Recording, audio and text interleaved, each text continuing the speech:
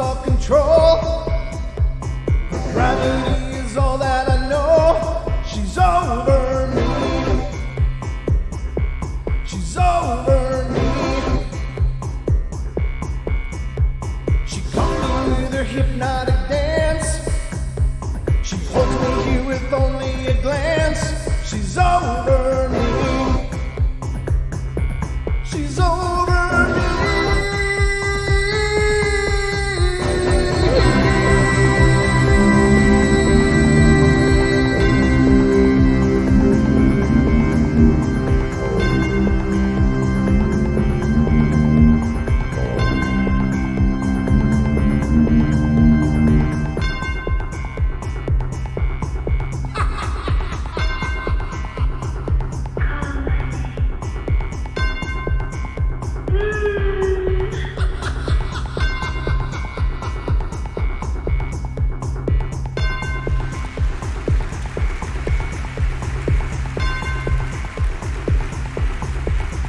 And welcome, ladies and gentlemen, to the Paranormal Portal Wednesday edition.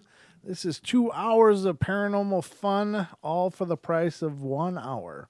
So you're getting 2 hours for the price of one. So your money is well spent. You're getting a lot more mileage out of it tonight than you normally do, which is always good. But so your original price of free is worth 2 hours instead of just one now. So I mean, what's not to love? Welcome, everybody, to the show. It's our 2 hour Wednesday edition. You're now, should you choose to stay with us, you are stuck with us for 2 full hours of what we hope is a great show. But I'm not alone here. I am joined by my good friend and co-host, Mr., and by Mr. I mean absolutely Mr. Don Longbeard. Oh, boy. It's you. Hump day! Hump day. It is Hump Day's Eve celebration, ladies and gentlemen. So, hope you're having a great night. Hope you're having a great week. You're halfway to the weekend, which is a huge thing. But how you doing, Don? Doing good. It's been quite the heck of a week. Quite the heck of a week. Yeah. Well, I thought you wanted me to kind of keep it, well, it was okay. It was quite a hell week. Yeah, it was a hell of a week, I tell you. It was. I see MCAT changed his name. It's MCAT Paranormal Investigation. Is it really? Yeah, it changed his name. Oh, that's cool. Oh, I'm sorry. Research. Paranormal Research, yeah. Outstanding. Yeah. I like that, brother. Yeah. Way to represent. Now, everywhere you go, everybody's going to know Everywhere that you go. you are involved in the paranormal. That's good, Yeah. though. MCAT, of course, is a longtime friend of the show, a longtime contributor, many-time guest, and a very accomplished paranormal investigator in his own right. So, wonderful. Great to see that, and I'm looking forward to more of your stuff. Oh, he posted something on Bandcamp the other day. I forgot to look at it. Sorry, MCAT. Oh, nice. More EVPs, I hope. I hope so. I did not. I forgot. I forgot all about it until just now. Well, that's part of the deal, I guess, is, I end up having the same thing happen to me all the time. Information comes out all the time, and I have good intentions of checking it all out. But after a while, it's just you forget everything that you're supposed to check out. Yeah, exactly. So that happens to me quite a bit. But yeah, as an update, ladies and gentlemen, apparently the spirit of my dad is still hanging around home. Wow. My mom sent me a video of some other weirdness going on at the house, and so it's been quite a while. Those of you who are not normally or haven't been with us a long time, you probably won't know too much about it, but my dad passed away about 1.5 years ago, and a lot of strange things happening in my parents' home since he passed. In a nutshell, one of the things that came up was that I did a show about some strangeness my mom called me about. She told me that my dad used to have a TV out on the four-season porch. He loved to sit out there all the time. That was kind of his area where he just kind of went to be away and disconnected. And he'd sit out there and watch his shows all the time. But Mom told me that his TV was suddenly turning itself on. It never done that in all the years that they had it. Never happened. Suddenly it's doing its own schedule. She does never set a timer on it, never had anything like that go on. And electronics, I know, are quirky, but I thought it was interesting. And so I did a show about it, and I talked about it on the show on a Friday night. And then the next morning, my mom calls me and she says, "You're not going to believe this." Oh. And I'm like, "What's going on?" She goes, "Well, I heard a noise. I thought someone was on the porch, and nobody was out there, but your dad's TV was on again. Not only was it was on YouTube, and it was on my video, which was me explaining some of the weirdness my dad was doing. So his TV turned itself on, connected itself to the internet, plugged itself into YouTube, found my video, and was playing the exact segment of me explaining the weirdness." So I don't care who you are. That is so many variables at work there that has to be intelligence. That's just not. Yeah. That's not just chance, not That's happenstance. And it's a very true story. She sent me a video of his TV playing me talking on my show about the weird stuff that was going on in his TV. Wow. So very wild, but apparently he's turning on lights now. Decorative lights are going on at weird times. So Yeah. he's definitely letting himself be known. Yeah, Nessie, I know that was just it. I think I actually have that video of his TV playing my show, playing the portal when I was describing him doing it. Let me just look quick. But Don, anything new in your world? So the podcast that you put together for today, as a matter of fact, Yes. the story of Michael from Anaconda. Mm-hmm. That's I Am Pam's son. Oh, very cool. Okay. Yeah. So there Very you go. cool. Shout out. There you go. Okay. So now all you got to do is get him watching the show or listening to the podcast all the time. We'll be great. That would be wonderful. Yeah, absolutely. Hey, so tabs, our Hold friend. on, hold on. Oh, Relationship. No, that Not didn't go terrible, right. But that's just the Oh man, I hate when it does this. How do I get it to open up on the screen that I'm on? It killed the portal video. Oh, I don't like that it's defaulting back to that one. How do I do this, Don? Yeah. I don't know. don't Can you know put either. it on the screen behind us? Well, yeah, but it won't show up on the cameras as well. I wanted to put it up on the screen. Right. I don't know. It's just the train wreck that is the portal Well, sometimes. can't you just put it over here on your second screen or your I- third screen or your fourth screen or? What, just like drag it over here? Yeah. It'll just drag the video, won't it? Well, can't you open the video and? Move to Oh desktop. that'll just. I meant the window. Oh, the window from back there over. Well, why? Well, Once where's it? it automatically goes to the back big screen. Oh, And yeah, I don't you know can why. just drag it back down. All right, I'll just do that. So hold on. close, tight relationship. Not terrible, but just that's. And he Hold on. Technical issues while we try and figure this out. Yeah. But that's the video he's talking about. Oh, That there is- it is. Yeah, that see, is there the you video. Yeah, I had to drag it Yeah. back over there. What a pain. But all right, so this is the actual video my mom took, filming my dad's TV playing, showing me talking about the weirdness that his TV is doing. So let me cue this up here. It's on screen now. close, tight relationship. Not terrible, but just that's just the person. I he haven't was. even seen this But video. in the dream that I had about a couple months or 6 months after he passed, I was in the house and he was standing in the living room or in the living room area, yeah. And I was just like, Dad, and it was so real. It was so lucid and real. And he put his arms out like he wanted a hug, and it was just this amazing. Oh wow! cathartic Thank you, moment. Justin. And I hugged him, and It I was said, $50. I missed you so much. Oh, wow. Thank you so much. Very cool. And he hugged me back, which was just such a healing moment for me, because I wasn't there when he passed, and it was tough. And so to have that dream of him in his house, and then to hear that he's still hanging out there, maybe there's something to it. Right. But something seems to be going on, ladies and gentlemen. And I think that there is a lot of things changing right now, and I think that people are experiencing more than ever before. But again, is it things changing, or are we changing in our vibration, in our awareness, or whatever? So just really cool events, but it was really neat. So I may have heard my dad on my mom's phone Oh, that's coughing, because right. he died of hardening of the lungs. Yeah. So is that possible? I don't know. I'm putting it out there to you. And again, I'm running the Ghost app here. So the other thing that I forgot to mention, ladies and gentlemen, is that I got a ghost call from my mom's phone as well prior to this all. So it was just this real weird string of events. And I called my mom back and called and she didn't answer. And then she did. She finally called me and said, "What's going on?" I said, "Well, I've been getting calls from your phone. What did you want?" She said, "I've been downstairs and my phone's been upstairs. I haven't touched it." And sure enough, she looked at the caller history and she could see that the call came to me. And when I answered it, I could hear like a man talking in the background. Huh. And I was like, "What's going on? Hello, hello, hello." And I thought it was just a butt dial. But, it's a true story. Very, very true. Really happened. Real stuff going on. And apparently he's still there. Now he's turning on lights. It's not constant. It's not every day.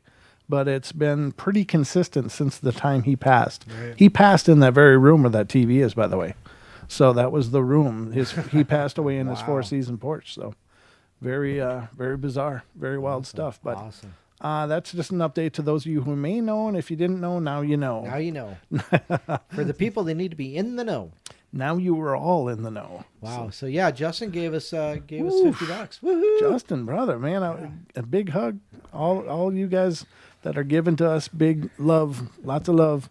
It really means a lot to us. It really goes a long way in helping us to continue the portal and to continue to make it better. So thank you so much, brother. That means the world to us. And it's not expected. It's not something that we're always trying to peddle.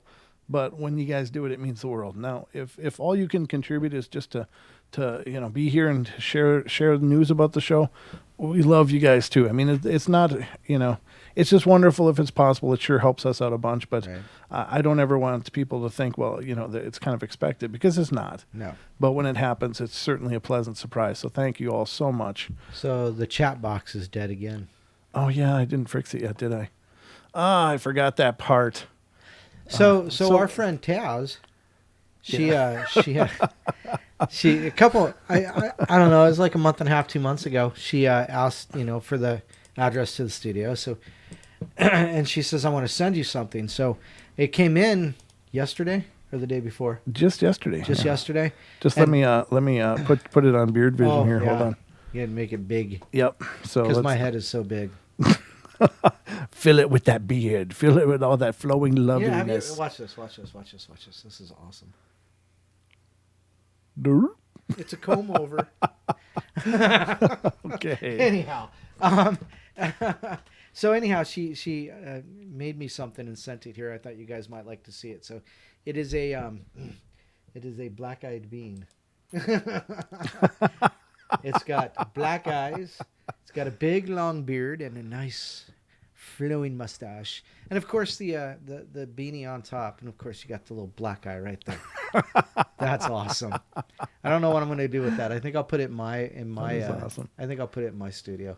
Yeah, you should. Yeah, absolutely. Thank you, Taz. That's awesome.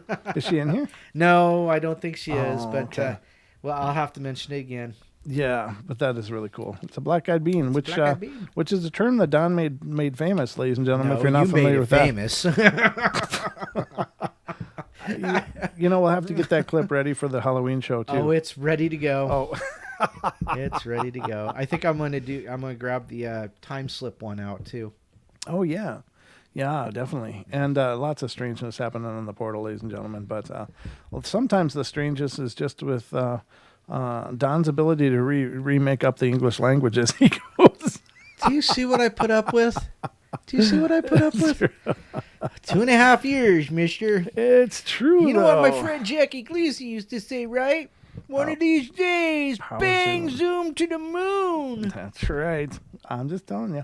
I'll just get in Space Force then. you know. Oh, you know what? What? I think I figured something out. Okay. I think I figured out why Wes likes to mess with me. Oh, do tell. Yeah, I need to hear think he's Greek. Because Don's tough on Greece. Oh, no, no. Come on. Come on. Remember when you used to go to school when you were a kid, and you would go to school the next day after watching the Muppet Show, and you tell all of Fozzie Bear's Oh yeah, all wacka his- wacka. waka waka. Yeah. all his shtick. Shut up, Duke. He's like, boo. Don's tough on Grease. Don's stuff on Grease. I think Wes is tough on Don, actually. Just saying. Yes, English is not my first language. Bad English is my first language. But we got hopefully a good show lined up for you. I hope we're off to a good start. But I was just really tickled to hear that things are still going on at home in Mom's house. That Dad is still making his presence known, and you know, I with the culmination of all those events, ladies and gentlemen. I mean, I'm not beyond some critical thinking. Believe me, as much as I love the paranormal, I don't jump on. Did you hear that? Yeah, what the hell was that? That was music. Was it the phone? Because you got a phone call. I do, but I don't usually get. Oh, weird. Let's get this on here. Let's get this. But anyway, I just the culmination of so many weird events that have wrapped around my dad's presence and things that have happened are definitely beyond just chance. So let's get to this, and this is area code 515, Mr. MCAT himself. How you doing, brother? Good, man. How are you guys doing? I think we're good, man. I like the new name. Congratulations, well done. Oh, thanks. Yeah, I figured it was time to be a little more accurate on what my channel is, so I kind of restructured it a little bit. Oh, very cool. Very cool. Now on your Bandcamp, you putting up EVPs? Is that what you're doing? Yeah. Okay. Yeah, I'm putting EVPs on there just to make them public. Excellent. So if anybody wants to look at them or download them and listen to them, they can. Perfect. And what is the URL to that, by the way? Huh? What is the URL that people can go to visit your Bandcamp so that they can check them out? Jeez. Yeah, it's like. Okay. Yeah, now you're gonna ask me. It's like Bandcamp/MCAT.com. Okay. So yeah. Okay. It's under experimental. There can't be that many channels on that. So. Well, there might be, but okay. All right, because I just wanted people to know. You never know. Because you got some great EVPs. I've heard many of them. You've been kind enough to send me several, and I'm like, wow, those are really cool. And one of the times when I received them was, or just before I made it to Coloma. Of course, Dan and I went through them together, and he's like, whoa. He put them on the spectrograph, and you could see on Audacity just by the spectral readout that those EVPs were in a whole different part of the wavelength. Ah, here it is. Oh, you found it? Yeah, okay. I found it. Yeah, I got it. Okay, so I'm going to drop it in there. He's going to put a link into the chat for you, MCAT. It's mcat.bandcamp.com. So okay. Yeah, there you go. So not bad. It. There you go. Cool. So what's on your mind tonight? While I was home,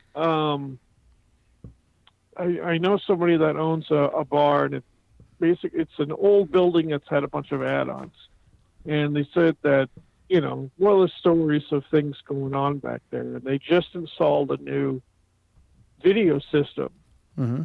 It was somebody that she knew, and the guy put it in basically for a couple of beers. So, but it's a really nice system. And the interesting part is that in the back room where the office is, it's picking up movement all through the night. Oh. And you look through it, and you don't see anything moving, but it's detecting some type of motion. So we were back in the office area just talking, and I just put the cell phone down and started recording. And a couple of minutes in, we were talking about how nice the setup was. And it was, it's something like, did a really good job. And then she says, yeah, I did. And you hear what sounds like an old man say, he did, huh? Wow, that's awesome. Wow, that's powerful. Very intelligent response then. Yeah, it was obviously interacting with what we were talking about, which is, that's always interesting. Right. No, I really want to get to the point where we can do an investigation with you and Dan and myself and Don and maybe a few other people, because I think it would just be phenomenal. It would, and please next year make sure if Duke is willing to have us back up there, to sometime in the summer, to mark your calendar to have some off time so you can show up there at Coloma as well, because Dan and I and Don certainly want to make that an annual event. Oh, And that'd be awesome. Yeah. yeah, Yep. Oh yeah, absolutely. Yeah, if you've got something together, just shoot me an email and I'll make time to get up there. I'll have to pester Duke then to see if he can solidify what weekend we can all do that, because that would be great, and it'd be a great chance for us to get together. And so, and perhaps if other people wanted to show up then as well, they could, and we could make it a real event, because that's such a big place. It's such a huge place, and with so much potentially going on around there, you could literally have dozens of people there spread out, and without really stomping on each other's investigations. Right. Yeah. So Yeah, I've been thinking about. Dan was talking about a possible link between EMF and gamma radiation, or some kind of radiation. oh sure. And so I found online a couple of. They're not very expensive, but they're both data logging. So it's a data logging EMF detector and a data logging radiation detector, and just basically, somehow connecting those two. Mm-hmm. They're all run on remote batteries, and then just have a couple of them and throw them down in a hallway or some location. Just see what we get. Oh, that'd be cool. That'd be great. Yeah, I mean, there's so much we could do. Not only that, but Dan's actually good friends with a gentleman who is really actively pioneering. I'm hearing music every once in a while. Yeah, That's I so thought weird. it sounded like our outro music. Like our bumper music or something. No, it's not. There's nothing else running, and there's no new call. But I was going to say that he's working with a gentleman Wow. who is pioneering some really cool stuff. Oh, yeah. And he and Dan are working on a few projects together that sound like they'll be absolutely incredible. So love to have you as part of that as well. So yeah, we got a lot of plans for this next year, brother, and I definitely want you to be a big part of it. And even Lisa, if we can get her connected to any of this too. I think even if we did an investigation more in the Midwest area, that Lisa could help us pull together, maybe in the Missouri area, because she's so tied into all of those historic places around Joplin and stuff, that I'm sure we could probably get in and have a place to ourselves. Joplin would be really easy for me to get to. Okay. Well, that's good, and that's what we're going to work on, putting a lot of these things together for the next year. I really hope to get more of that stuff done this year, but we're just so busy with so many growing pains and stuff on the show, and in our personal lives and stuff, that we haven't got it all figured out quite yet. But this is definitely the direction we want to go. We'd love to stream these things live as well, and make it a show, just like we did for Coloma. So Right. But you're definitely on that committee. So as these ideas come, I'll be sending them your way, and we'll see what we can make and what we can't, or what things work out and what won't. All right, cool, man. We'll be looking for them. Yeah. All right, brother. absolutely. But yeah, I mean, anytime, call in. We love hearing from you. All right, buddy. I'll talk to you guys later. You have a good night. All right. Good Thanks, night, MCAT. See ya. All right, man. Bye. Well, there you have it. Yeah, that's weird though. That sound keeps coming through tonight. Yeah, that's twice. That's 2 times tonight, ladies and gentlemen. That's a brand new sound. I don't know if you guys are hearing it out there. Any reaction? Are Yeah, you guys... they're hearing it. Okay, you guys they are heard it, hearing yeah. it then. That's weird. I don't know what the hell's going on with this weird noise tonight, but it's just very strange. It's like, it does sound like that just before the Yeah, exactly. right before that Like the bumper bells, music comes yeah. in. Yeah, that the bell part, like ding. It's almost like that, but it's like just a tone of it. And there's no reason that should be playing at all, ladies and gentlemen. Nothing going on right now should have Any music. any music. Wait a minute, what is this? No, that's this. But This is not, off. That's not playing. Right, it's paused, it's off, so I'm going to just close it, though. I should relaunch the the video. That does belong back there. I don't know. It's just very strange, though. It is crazy, yeah. That's twice now tonight it's come up. But I'm glad you guys are hearing it as well, because then we know that Don and I just aren't crazy. Well, that's beside the point. Or at least you guys are sharing our psychosis, which Well, is nice. it's like they're just figuring out that the portal is haunted. We've always known it was. We have, and it's tongue-in-cheek a lot of times, ladies and gentlemen, but we definitely have always said that this is the only paranormal show in existence that's actually haunted. And it's not constantly, but we have a lot of weird crap happen. It happens a lot. Yeah, it really does. Why isn't that showing up back there now? Well, that's weird. More weirdness. Hold on. Let's see if I can get this to work. Maybe I got to minimize it. There it is. There it is, yeah. There it is. And expand. There it is. Okay. Nice. I think we're official again. All right. This is the high-tech Portal Studios. We've got rubber bands and duct tape everywhere. But it's a show, ladies and gentlemen, so I hope you guys are enjoying it all the same. So we got a lot of cool stuff to go over tonight. Let me start out with the hot sheets, Don. Hot sheets, nice. I like the hot sheets. I do too. I really like the hot sheets. It's singular40.com, ladies and gentlemen. Great site. I love that site. Singular40.com. What's going on over on the hot sheets tonight? Shall we see? There's a few things going on. Yeah? Huh. Let's see. This one. Ooh. This is we already went through this. What is that? What is it? What, this one? Yeah. It's just a red-eyed creature that was in Illinois. Oh, That's the one that was kind of earthbound. It wasn't flying. We already talked about that one, We though. already talked about it. We already talked about it. So the first one we got here, though, is a girl injured during ghost scare that closed school in Ghana. So they had a ghost scare in Ghana, which is in Africa, of course, unless I'm wrong, and then then it's somewhere else. But I'm very geographically challenged, so I think Ghana's in Africa, though. So it says girl was injured earlier this month during a ghost scare in the village of Fumbisi in Ghana's Builsa, Builsa, Builsa, Builsa. If you can't say it, spell it. That's what I always do. I always throw a bunch of bad pronunciations at it, and then I spell it so people know what the hell I'm talking about. District reported Class FM online in October 8th.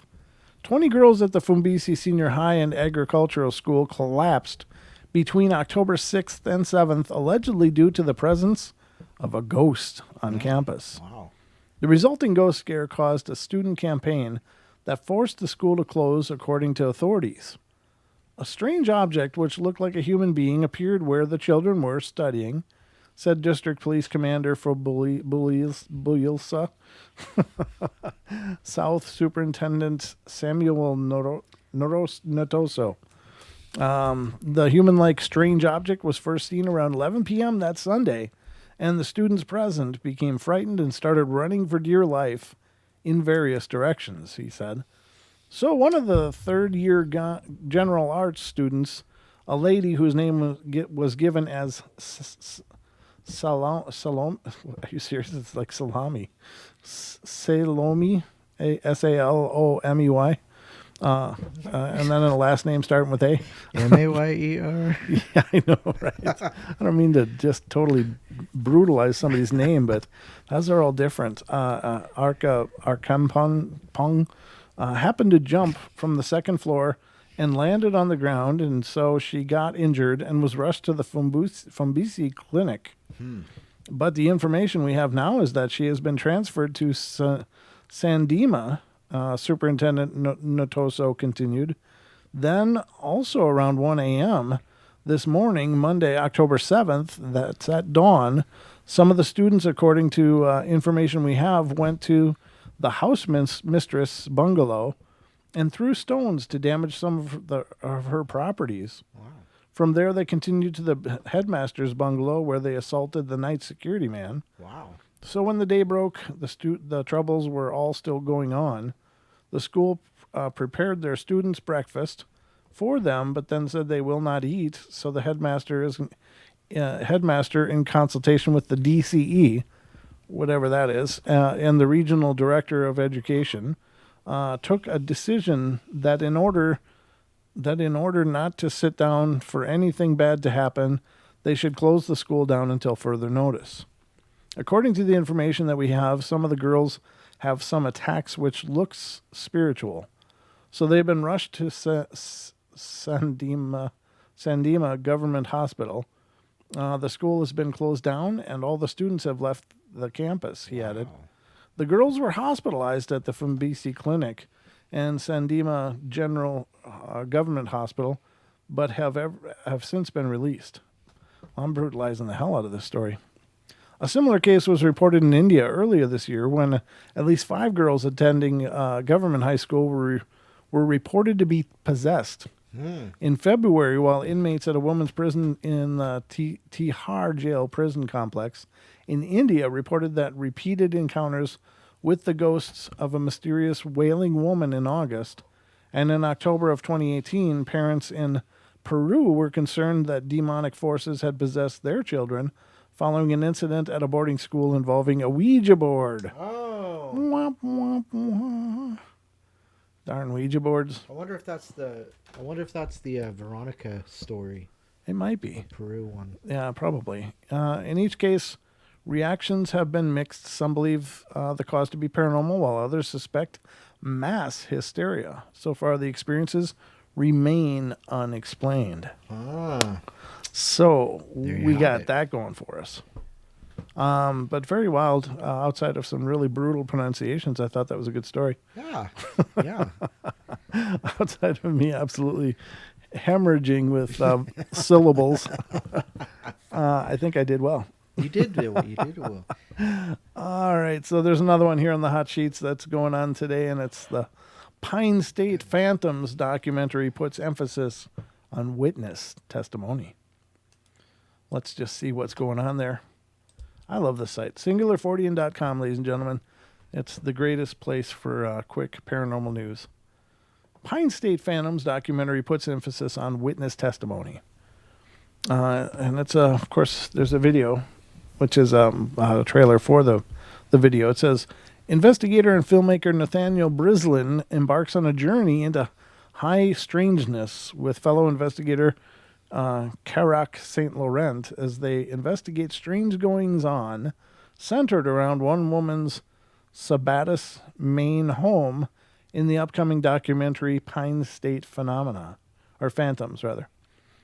Sorry. It started with the PH. It's all P's and stuff, so what do you do? That was Phantoms, yeah. That was weird. I almost had seriously, I almost stroked out there. I thought Phantom started with an F. I was like, what was it, PH? It's like my IQ is going down by the moment here. Congratulations, you're watching The Portal. If your IQ was 10 points lower, you'd be a tree. The film documents the evidence and testimony compiled by resident Kathy Fay, who claims to have witnessed everything from ghostly activity to UFOs to Bigfoot in and around her relatively isolated house and the surrounding woods. Also prominently featured is the experience of Lori Notch, professor of cultural anthropology at Southern Maine Community College, who for several years had helped investigate the reported phenomena.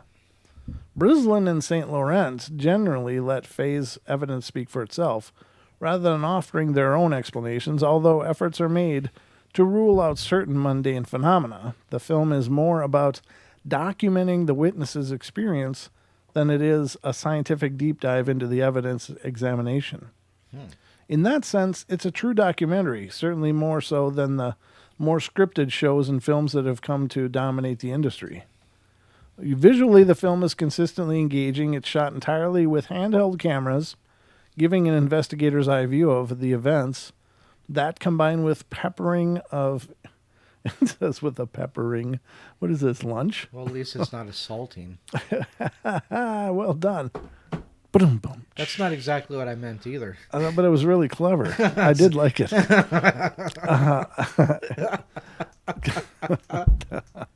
That, combined with a peppering of interesting lore from the region, create an immersive experience that allows the viewer to feel as though they're taking part in the investigation. Keeping the narrative focused on phase encounters pays off here, and the audience gets to decide for themselves what to make of her evidence and the corroborative testimony of Professor Notch. Pine State Phantoms is the kind of high strangeness documentary for which Fordians have long been clamoring. Devoid of spin and focused on the experiential nature of paranormal phenomena. The documentary premieres October 31st. What a perfect launch date. No doubt. And is available to watch for free on YouTube through Bizarre Base. And that's Bizarre Base, one word. So check it out, ladies and gentlemen. It sounds good. Wow. I think I might want to watch it for sure. I like that kind of stuff, and especially if it's not just a Maybe we could do a Paranormal Portal watch. party. Yeah, it's free. We can even play it.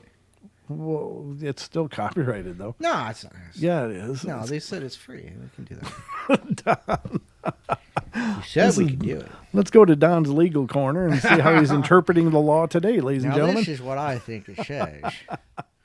So when they say it's free, that means you can just do it. Hell, you can charge money, let people watch at your house. That's not exactly how it works. Oh, boy.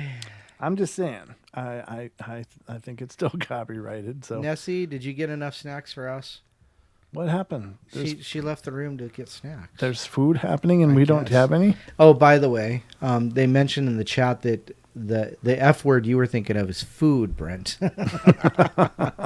That is a F word that I like. Unfortunately, too much. I'm working on that, though, but it is certainly one of my favorite F words. I have a few others, but we're not going to get into that now. So this is a family show, after all. I was gonna say futons, okay? Right, Yeah, futons, Oh, my. I'm just saying. I love that letter F. It's today's Paranormal Portal brought to you by the letter F. Oh, I just noticed we have 66 watching. 66 poor souls getting brutalized by our Paranormal Portal. Well, thank you guys for volunteering for this punishment. And just so you know, we do appreciate your sacrifice. No, I hope you're having a fun time.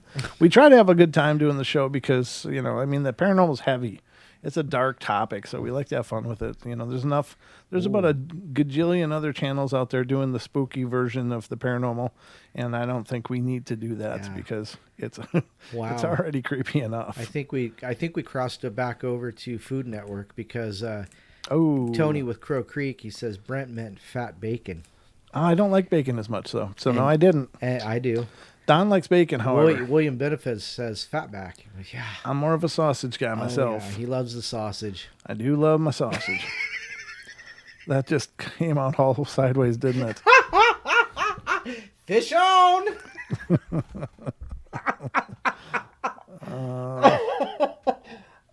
Oh! All right, I'm back now. Oh, dear God. I think this is one. This is one for the record Yep. books, yeah? I'm going to cut it out and put it in there. Yep, you'll see this one again. Yep. I'm going to leave that all alone now because there's nothing I can say anymore about that. That Yep. won't sound absolutely stupid. So, Bacon, grease, and sausage. you talking about your next beard rub? Don's new beard oil. Bacon, grease, and sausage. That actually sounds pretty good. Yeah. Oh no. Oh no. I can see it now. I walk into the store and some lady head snaps up. Do I smell bacon and sausage? Is that you? Uh-huh. That's you. Even the puppies will play with you, Don. Yeah, I know. Thank God, finally somebody wants to play. Even the puppies will give you attention now. What do you mean with flavor? I'm just gonna leave that all laying where it is. It's already a smoldering mass in the gutter, and I'm just gonna walk away and pretend it was somebody else's. He likes Italian. Don. You're going to lose microphone privileges pretty soon. I'm not really using them right now. I know. All right, so moving on, ladies and gentlemen. Don's now muted, so we can move on with the regular scheduled program here on the Paranormal Portal. All right, there we go. All right, so anyway. What flavor of bacon? Oh, well, I don't care for bacon, so you have to ask Don. No. He's the bacon guy. no. I use bacon. Bacon is the duct tape of the food world. However, it's not exactly my favorite. Really? Mm-hmm. Okay, what do you prefer, Don? Same as you. You ain't gonna go. Nope. Ooh, I didn't see even have a that, nibble. mate. I didn't even have a bite. What is that, a worm? Oh, no, it's bacon. Yeah, it's bacon on the hook, Don.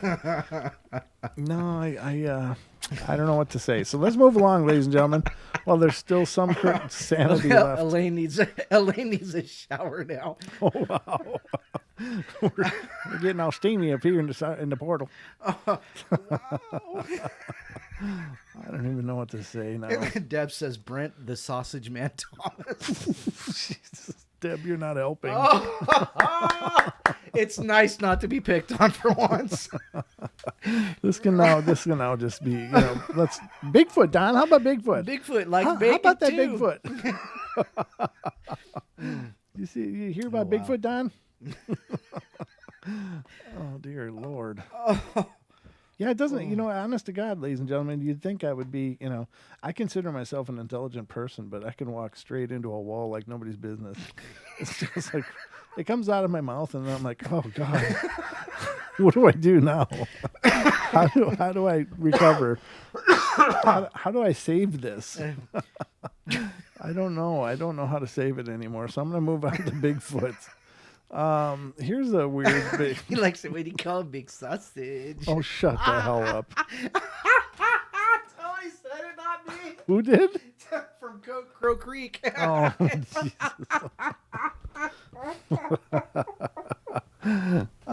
You guys can all go to hell. All right. Oh, Wow. no. Oh, don't even start, William. Jesus God. You guys can just. I'm gonna have to stop the stream pretty quick. Oh, we're not even through our first hour yet. Oh, I know. This is just. Elaine wants to know if you open your mouth to change feet. I'm usually chewing on a sock, Elaine. It's just. It's like a sausage casing. Oh God. I'm going to talk about Bigfoot whether you guys want me to or not. Screw you guys. Screw you guys, I'm talking about Bigfoot now. All right. So let's go to Bigfoot. Sightings, a trick of the brain?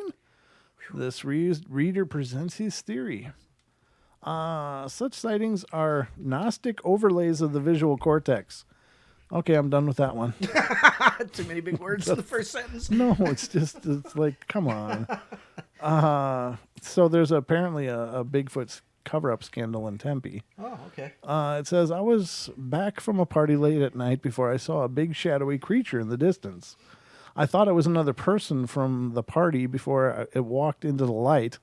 Then I saw its large hairy body, and it started to run at me before a car hit it because it was running across the street. I started to call 911 and report what had just happened, but before I could finish the call, the body disappeared. From that point on, I have been a firm believer of Bigfoot Sasquatch. So I don't know if they mean it just disappeared, like poof. Don, why are you snorting over there? What's still going on? So you're reading. Oh, okay, all right. But we're moving on to the Bigfoot world, ladies and gentlemen, because that's like my safety net here on the portal.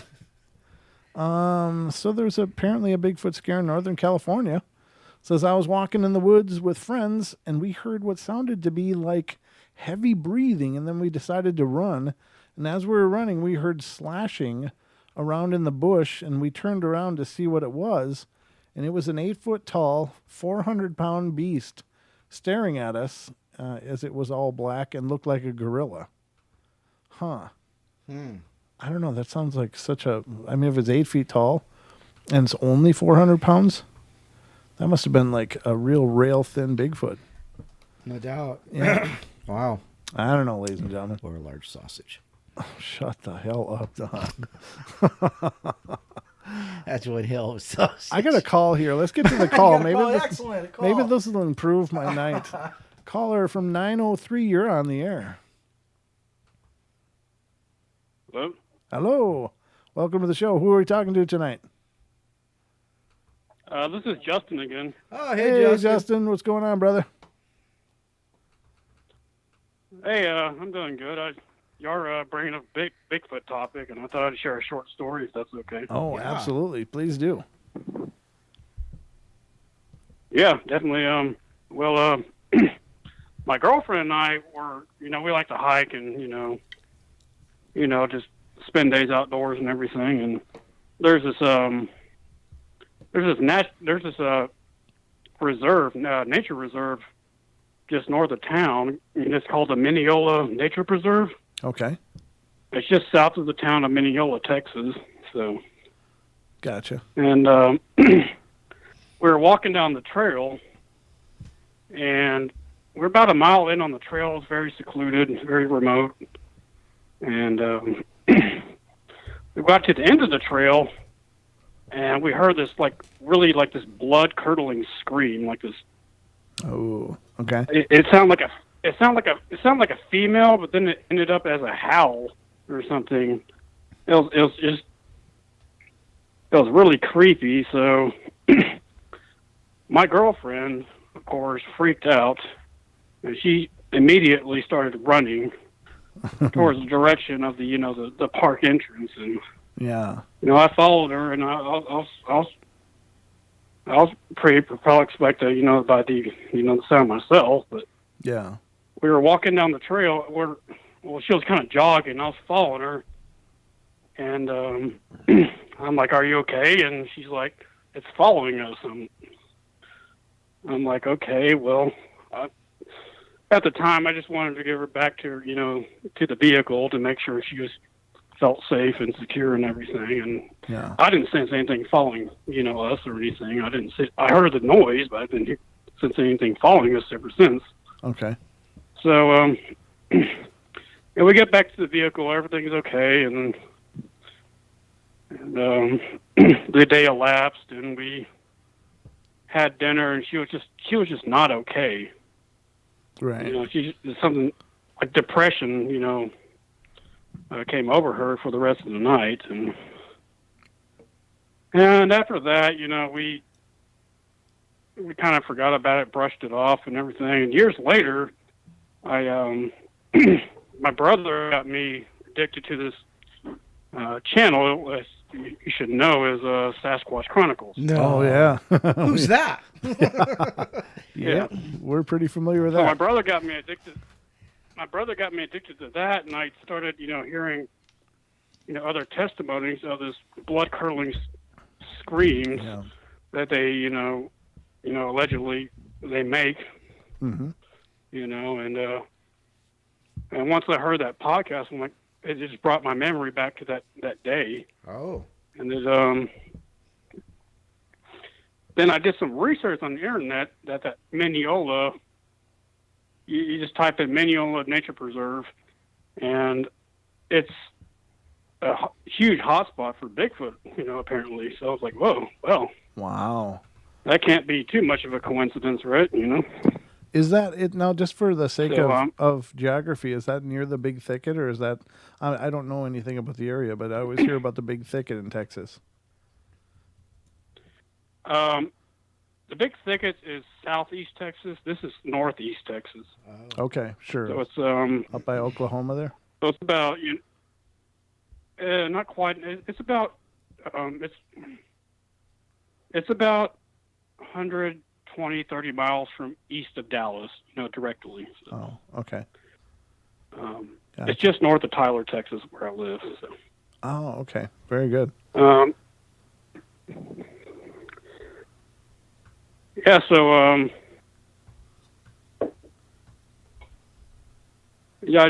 I contacted Sasquatch Chronicles and everything, and all these memories came back, and I'm like, maybe that, because my girlfriend and I at the time thought it was some kind kind of crazy satanic cult in the middle of the woods or something. Oh, okay. So at that Yeah. time, you had no idea of a Bigfoot. No, at the time we Okay. didn't. And 5 years later or so, like I heard that podcast. I'm like, Yeah. all these certain screams are, synonymous with other testimonies. And Yeah. it's like, dang, maybe and the place is prominent, with Bigfoot sightings. And I later found out that, that show Finding Bigfoot Yeah. actually went there on a certain episode to, Oh. and there's this creek that runs through the through the reserve, and it's called Bigfoot Flat or something. So I had no idea at the time of the the encounter that Right. any of this was Bigfoot related. So That's really intense. I just thought I'd share. Yeah, Yeah, that's I cool. just thought I'd share that. Right. It's Now, not like you never did actually see a creature though, but you definitely heard that really loud, screamish roar. Was it the screamish roar, or would you say it more was just a scream? Because I've heard both descriptions, so I'm kind of curious what yours sounded like. it sounded like a almost a child screaming, then turned into a roar. Then it finished off with a kind of a woman like, gurgling or something. Wow. Ugh. That's horrible. And it was freaky at the time, but I kept my cool because my girlfriend was with me, and I didn't want to. Yeah. And she thought it was a ghost following us, but for some reason she sensed something following us back to the the truck. Now that's interesting, but you said you didn't hear anything, but you got to wonder. You often hear that if they're being territorial, they'll often shadow people out. But usually, because you hear the footsteps that are kind of mirroring your own. So the fact that you weren't hearing that, but Yes. she was definitely sensing that whatever it was still coming. That's got to be pretty intense. Well, she was, I wasn't, but Okay. and normal cases, they're breaking branches and Right. following you and making all sorts of ruckus and causing all kinds of hell or whatever. Yeah, exactly. But man, that's pretty intense. So, is that the one and only experience you've had, or have you ever had any others with the Bigfoot? That's my only experience with Bigfoot, to be honest with you. Okay, so now I got to ask you: did it kind of whet your appetite to start researching them, or have you ever gone out looking for evidence yourself, or are you just a passing curiosity more? Well, like I told you earlier, my brother introduced me to Sasquatch Chronicles, Yeah. and I mean, I'm kind of like obsessed with it now. I listen to it, on Yeah. a daily basis.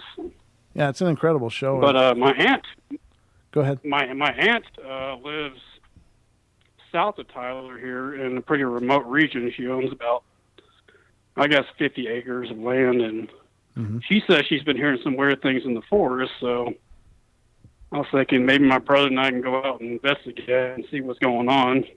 Yeah, He hears these howls and but she's she's kind of a urbanite that just moved to the country, so she might not be sure, familiar with the sounds of the forest, like coyotes and sure, but big cats. I mean, we have big cats out here. right. Now, if you do go out, make sure you bring a digital recorder of some kind, though, because it would be great to, if it is indeed a Sasquatch scream or howl or whatever, it'd be great to catch it. But it'll also help you guys to really more clearly identify if she's mistaken about what it might be.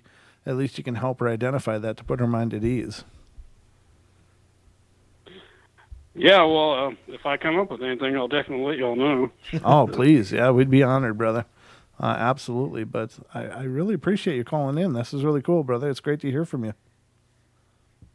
Yeah, I just wanted to share that short story with you, No, it's brilliant. And I'm glad everything turned out okay, but that's really intense. I can't imagine what that would be like in person, but I'm glad you guys were okay.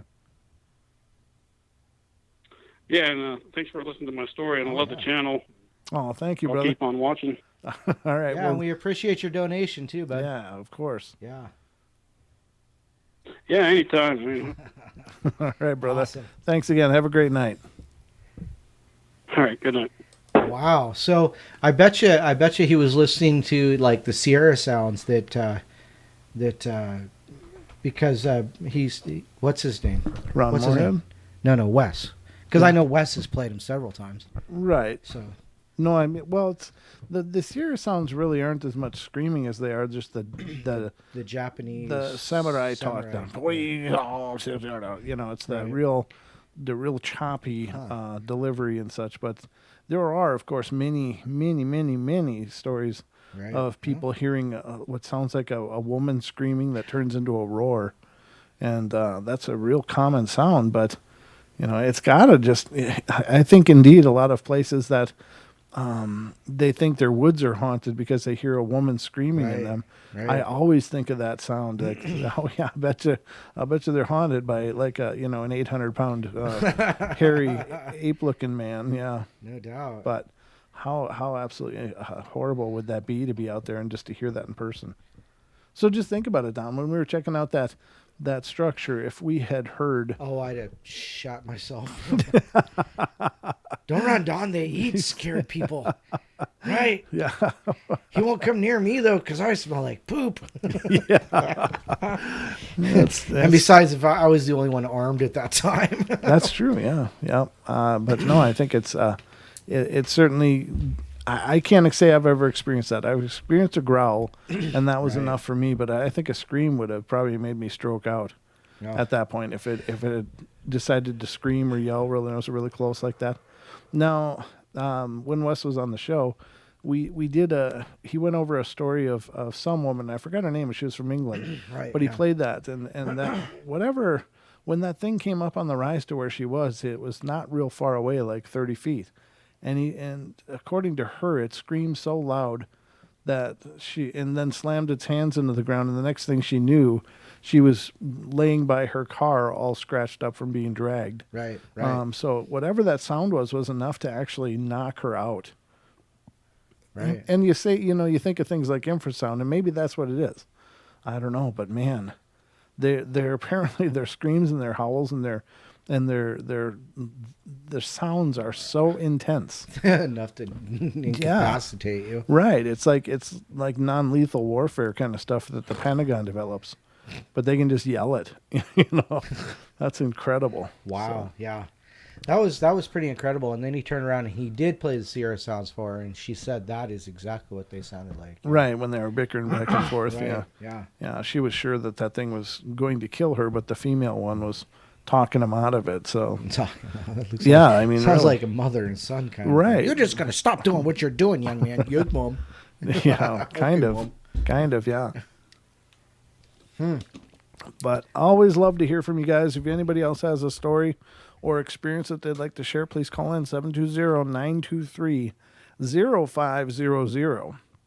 We're always excited to hear from you guys. So, you know what, Don? We never talked about who was here. Oh, Why don't you tell us who's here? Duke mentioned a second ago that it's kind of weird when they chase deer through your camp. I'll bet it is. Yeah, no doubt. That's got to be absolutely heartbreaking. Even the deer probably be like, people, help me, people. I don't care if you've got a pistol. I know. So roll call. So anyhow, we got 5 Hazel. There's Barry, Cha, Crow Creek, of course. Thank you, sir, for the ammunition. DJ Big Red. He said he donated $15. I wonder if that went to the PayPal. Oh, nice. Dub 45. There's Isaac. Hey Isaac, did you get your mug yet? I want to see it full of coffee. A picture you full of coffee or tea, whatever that is. It could be whiskey. I'd be okay. And just taking a picture and taking a drink of it. We got to see that, buddy. Let's see. Lair is here. Lori's here. MCAT, of course. Mogion's here. Nessie Monster, Old Spirit Art, nice to see you, sir. The Real Dill is in here, and of course, Mr. Duke. Oh, and Paisley just popped in. Hey, cool. So Cool. there Yeah, you we go. did get that $15 donation. Thank you Nice. so much. That's Yes. really cool. That's amazing. You guys are awesome. Absolutely awesome. What are you doing? I don't know.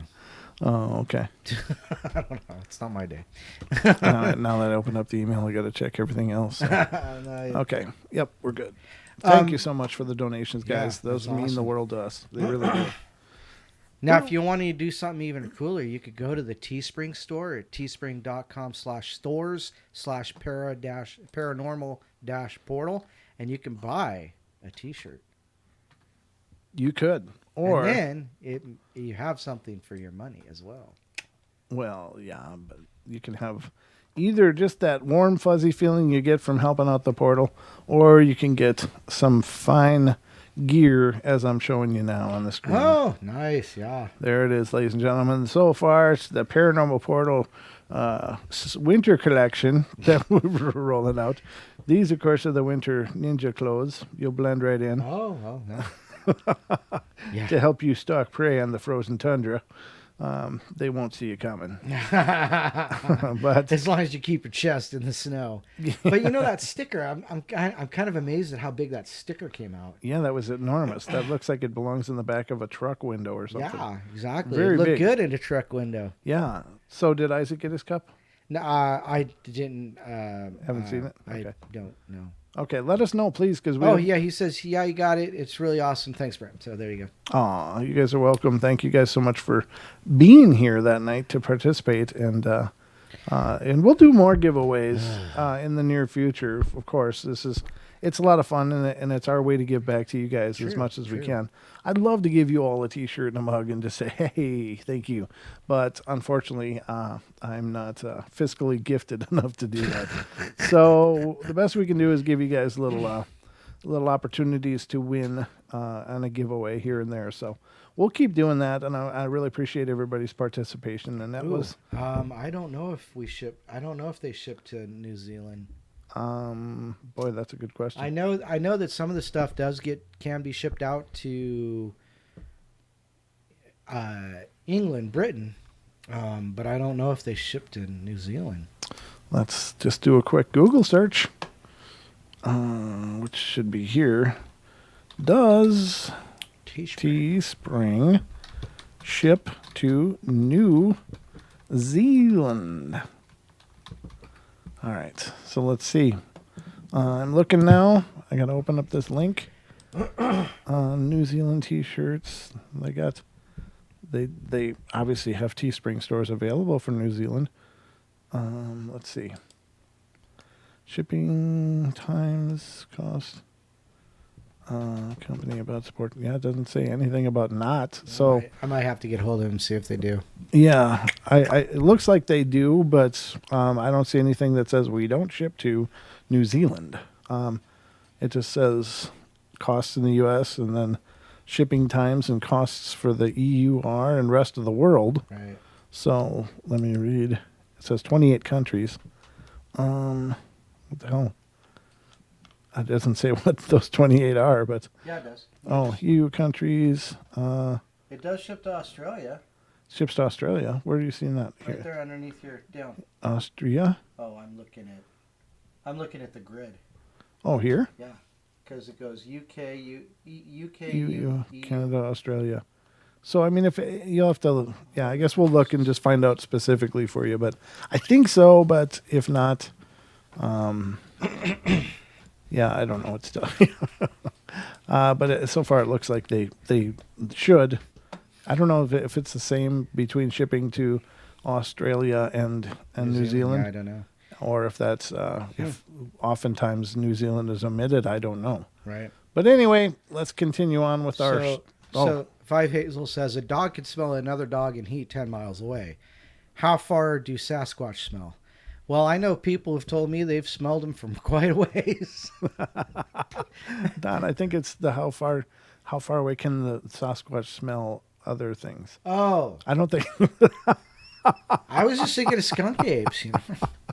Don, they're not talking about how bad do the Sasquatch smell. That was unexpected for sure. Wow. But no, Okay. it has to do with how strong is their olfactory sense, and nobody their knows. olfactory Yeah. sense. Oh, gotcha. Yeah, nobody. I don't think anybody could know that. I mean, it would just be guesswork. Unfortunately, nobody's got one in the laboratory to test such There things. might be But one in the basement. there might be a lot of things in your basement. I don't know. There's that's a whole different can of worms, as it Can were. of worms. But it's hard to say. Nobody can, to ask these questions. And I don't mind you asking them. I think it's a wonderful question. I just wish I could give you some kind of answer, but Yeah, nobody can know. We just don't know. We don't even have the ability to, to biopsy anything and look at how big their olfactory sense is. Right. Their heads are enormous, so maybe it's a lot of nose. I don't know. Maybe it's less brain and a lot of I nose. bet you they have a lot of sinus cavity, though. That's what I'm saying, because Yeah. their heads are enormous. Well, and the resonance from their roars and such. So, like, if you look between the difference between like a bloodhound, of course, is an incredibly good tracking dog and can track to an amazing degree. But I guess a grizzly bear has the sense of smell like 20 times better than a. Did you hear that again? Yeah. That was it What are you again. doing? I'm not even touching anything. Got a phone call. Oh, we do. Oh, we do. Oh, Oh, it's Taz. it's Taz. Yeah. So just a sec, but if a grizzly bear's sense of smell is 20 times better than a bloodhound, then how much more would a Bigfoot be? I don't know. Maybe around that same degree. I don't know. But hello, Miss Taz, are you there? Hello. Hello. Hello. How are you? I think I know Hi. you. Is this I'm Miss? good. How are you? Is this Miss Taz? I just wanted to say hi. I'm on a walk and I found a way to bypass to get to hear your show. We got a beam. Usually I don't pick up the YouTube when I'm walking. Yeah, we got a new bean in the studio.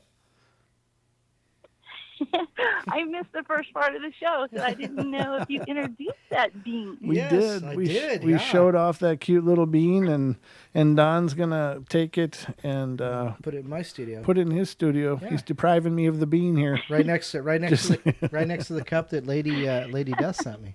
That's right. Don's getting all kinds of gifts. I need to get more gifts. What's going on here? please. You gotta. I'm working on yours. I just haven't found the Oh. perfect thing yet. A sausage. Well, it's been a little bit. Yeah, I know. There was a show the other day I was listening to at work, and I'm like, there's an idea. Aw, no, I'm just teasing. But of course, we love, of course, getting gifts, and that's a lot of fun. That bean is absolutely adorable. You did amazing. You did amazing. Yes. The lips was my daughter's idea. That's awesome. That's really cute. It looks like a She's little. all like, it's missing something. The beard was a nice touch. I like that. Yes. Yes. That was really cute. Did you like his name? Yeah, I think the whole thing was just brilliant and very well done. Excellent job. Oh, thanks. I've just been really busy, so I haven't really been able to get that out and finish everything up. So, getting ready to travel on Monday. So, Oh, geez. I Okay. have a lot to. That's awesome. Yeah, I got a promotion, so. Oh, nice. I've been Woo-hoo. working, and Congratulations. that's really hard, man. That's, Oh, I didn't mean to say it like that. well, Sorry. Yeah, no, we've just been doing a lot of medical stuff, and so they're giving us something that would take normally a couple of years in nursing to do that in 8 weeks. So, aw, It's well, been tough. congratulations. That's wonderful. I think it's wonderful, and thank you so much for sending that in. That was really brilliant. We loved it. Don you're especially loved it. welcome. But you've been with us a long time, so it's great to hear from you. We've missed you. Yeah, I've been listening to shows. I've just learned a way to bypass it because where I work, they cut off YouTube and stuff. So I found a way to bypass everything. Nice. So I get to hear you guys while I'm supposedly working. Aw, That is dedication to the cause. that's some true dedication to the paranormal right there. And we appreciate it. Thank you so Well, I'm much. going to be heading up to Denver for 4 weeks, so maybe I'll come up with something for you. Well, we'd love to see and hear more from you when you can, but we understand if you can't make it. But thank you for staying in touch and being a part of the family. Oh, no worries. You guys always put a smile on my face. So I just want to say thank you. Oh, You're welcome, Taz. It's great to hear from you, my lady. And have a safe journey. All right. Oh, thank you. Yeah, I know I'm nervous about flying because I don't like to fly. Oh. But there's either that or driving in snow. And I'm like, no. Yeah, definitely fly. Yeah. Yeah. Okay. Yeah, I just don't like that I'm going to, for 4 weeks, be without a vehicle. But Right. it's like, Yeah. I'll make it through. You'll survive. But hopefully you'll have a great time and come back and regale us with some wonderful tales of your experience. Yes, absolutely. Yep. Oh, definitely. I'll be on the lookout for some. Awesome. All right, Taz. Well, thanks again, and we really All right, appreciate you it. take care, guys. All right, good night. Good night. That's cool. That's awesome. Yeah. It's Dawn Longbean. I forgot the name. I'm after Black-eyed Longbean is the name of the Black-eyed Longbean. Black-eyed long bean. That's awesome. Hey, Taz. No, MCAT bought a hoodie. Oh, you did? Yeah. Woo! I see it MCAT. live right here. Woo! You're watching it live? Nice. Thank you, MCAT. You're awesome. Well, of course, he did say it in chat too, though. Oh, okay. Well, that helps. Thanks a bunch, Barry. I appreciate that, man. That's awesome. Wow. So yeah, Let's see, where are we at now? I don't remember. Oh, it's been such a fractured night. I wonder if that tone is actually letting us know about calls. I don't know. But the one time it came through and the call was already on, so I don't know. That weird sound, right? I think they're connected somehow. It seems to be, but I don't know. It's very strange, very weird. Okay, I'll sit here and watch the call board. Somebody call in so we can test that theory. Now that nobody's calling in, we want to test it. Don't do that. No, I mean, call if you got something to say, of course. But we'd like to know if it's actually that noise that we're hearing in our ears, and you're hearing out there is a new sound that's been introduced through the program we use. Magic of the portal. Yeah, there's something going on in the portal. I don't know if it's magic or what, but It is kind of weird. You named it a night of paranormal activity, and then that starts. I know. I was just trying to get mileage out of the name Paranormal Activity. I'm like, ooh, that's good. That's good. I should use a famous movie title as part of our show title. Yeah. Well, Halloween's an No obvious. lives matter. So anyway, I got another one here, another Bigfoot. I was standing in my backyard, and this is coming from New Richmond, Ohio. I was standing in my backyard when I saw something in the woods. I thought it was just my dad walking out there getting firewood, and I didn't really think anything of it until I realized just how big the thing was. It didn't look big from afar, but I've seen my dad out there before. From what I can remember, that thing stood at least 2 feet taller than him, and my dad is 6 feet tall. It didn't make a noise or run away when I saw it. It looked at me and then walked deeper into the woods, and I've not seen it since. It really spooks me because when I walked inside, there was my dad watching TV, and that's my Bigfoot sighting. Man, an 8-foot being. I was when I was outside today, I was looking up and just trying to get an idea. What does that look like? And I think that most of us have no concept. It looks like this. Right. Yeah. I mean, it looks like this, but I know it's tall, but just the idea of something standing there that is so incredibly big and so immeasurably powerful, Right. Just just like it could, it could kill us when it flicks a booger or something. I mean, it's just like whap. Is that why You they're know? called boogers? Maybe, but it's just the idea that can you really conceptualize what that looks like when there's something so large, so incredibly powerful standing right before you, and it could turn you into a cup of pudding, without even batting an eyelash. It could turn you into mush. We could squish them into jelly. Yeah, exactly, and put bread with it.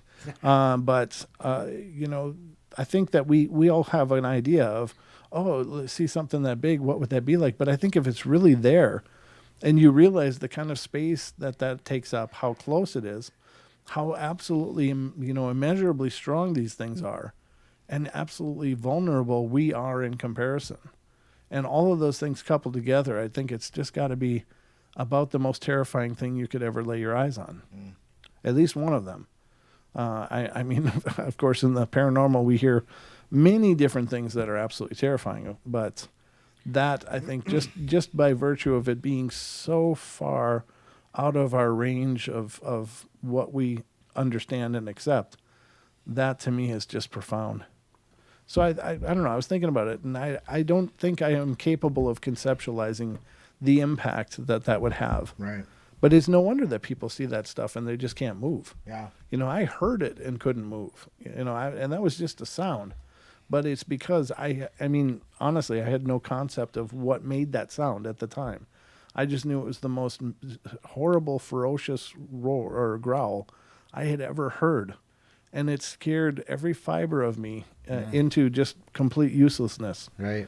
Because whatever made that sound, I was sure was about to kill me. I mean, I really thought that I was about to be dead. And it was just horrible. And I couldn't bring myself to turn around. It was just like whatever made that sound, I knew at that point was going to kill me. So I didn't need to know what it looked like before it killed me. I was just like, okay, I hope it's quick. That's the only thing you can think of. But we did finally just bolt out of there and took off. And obviously we made it. We're okay. But Yay! yeah. But, just the size and ferocity of those things is just so far beyond our ability to really conceptualize. So this one is another one from New Richmond, Ohio, and it says, it's just a quick little sentence. It says, I was walking through the woods at about 5 a.m. and I heard a loud thud behind me. I bet you that's when it jumped out of the tree, Don, much like we heard. Yeah. When I went to the source of the sound, I saw a tall, at least 8-foot hairy creature.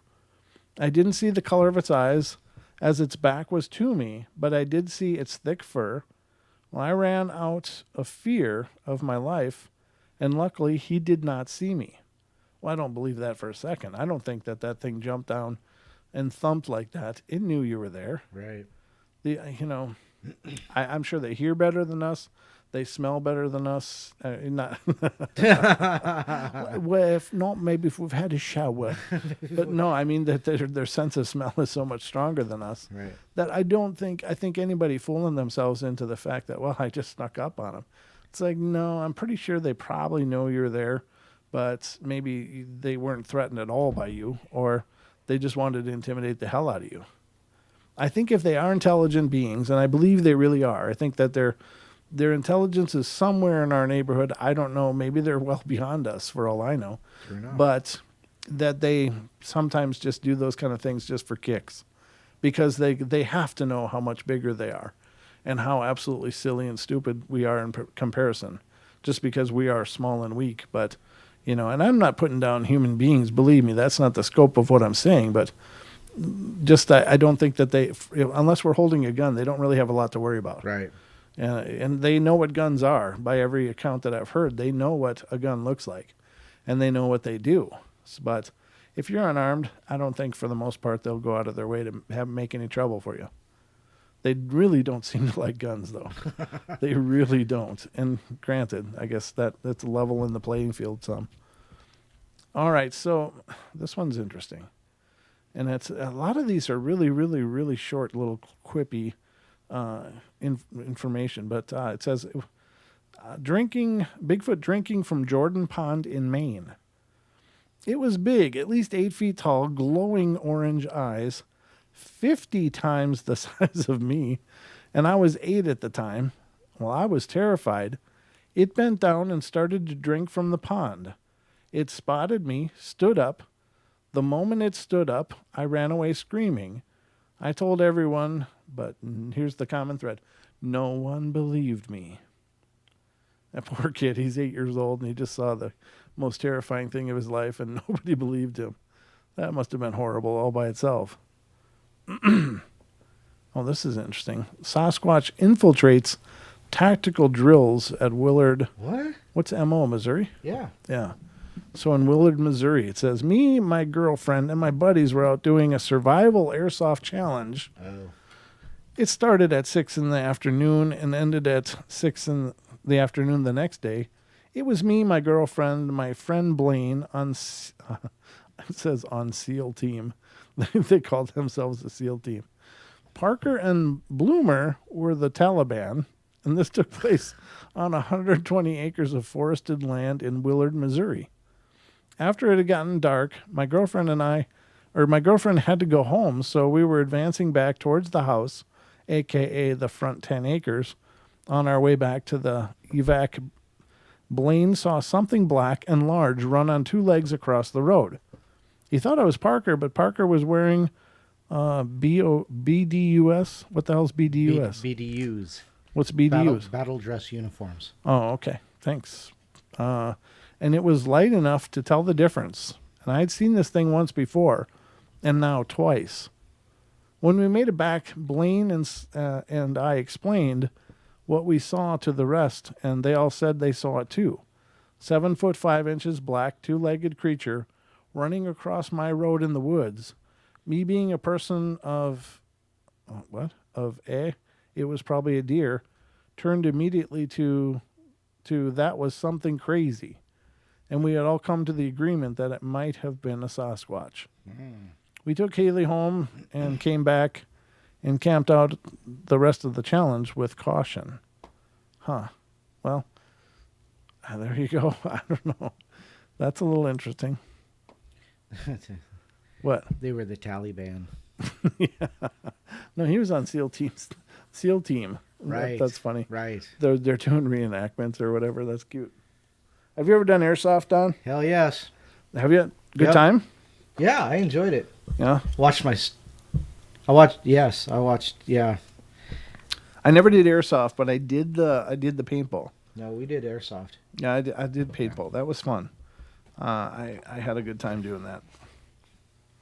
What's the difference, by the way? Just the type of ammunition, that's it? Well, airsoft is a 6mm plastic BB.